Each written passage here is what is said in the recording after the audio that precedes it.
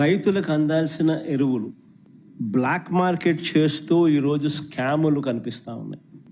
దాన్ని నిరసిస్తూ మా పార్టీకి సంబంధించిన నాయకులు, కార్యకర్తలు రైతులకు తోడుగా నిలబడుతూ రైతుల పక్షాన రైతులతో కలిసి ఆర్డీఓలకు నిన్న అర్జీ ఇచ్చే కార్యక్రమం చేశారు.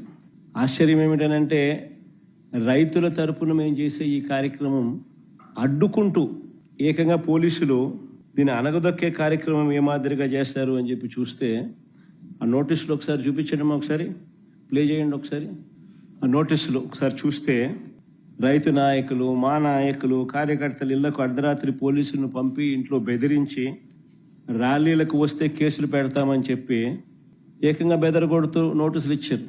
కాకాని గోవర్ధన్కి ఇచ్చిన నోటీస్ అది. ఇది కురసాల కన్నబాబు అన్నకి ఇచ్చిన నోటీస్ అది.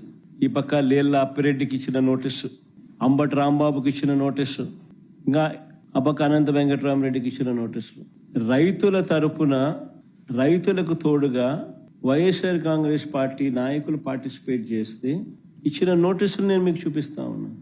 ఏం తప్పు అని అడుగుతా ఉన్నా. అంటే రైతులు ఏమైనా పర్వాలా, ఏమి నాశనం అయిపోతా ఉన్నా కూడా ఎవరు నోరు విప్పకూడదా? ఎరువులు అందని పరిస్థితి కనిపిస్తా ఉన్నా కానీ, ఎరువులు దొరక్క రైతులు అగసాట్లు పడతా ఉన్న పరిస్థితులు కనపడతా ఉన్నా కానీ, ఏ పంటకు గిట్టుబాటు ధరలు రాని పరిస్థితి కనపడతా ఉన్నా కానీ వాళ్ళ తరపున మాట్లాడకూడదా? ప్రజాస్వామ్యం అనేది ఏ రకంగా ఖూనీ కాబడతా ఉందన్న దానికి ఇవన్నీ నిదర్శనాలు. అసలు రైతులు రోడ్డు ఎక్కాల్సిన పరిస్థితి ఎందుకు వచ్చింది?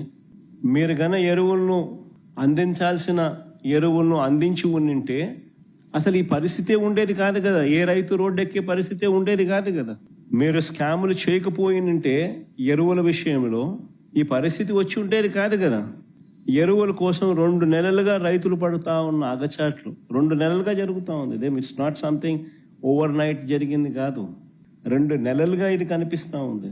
2 నెలలుగా రైతులు పడుతూ ఉన్న అగచాట్లు దీనికి సాక్ష్యం కాదా అని అడుగుతా ఉన్నా. అసలు ఇంత అధ్వానంగా ప్రభుత్వాన్ని నడుపుతా ఉన్నారు.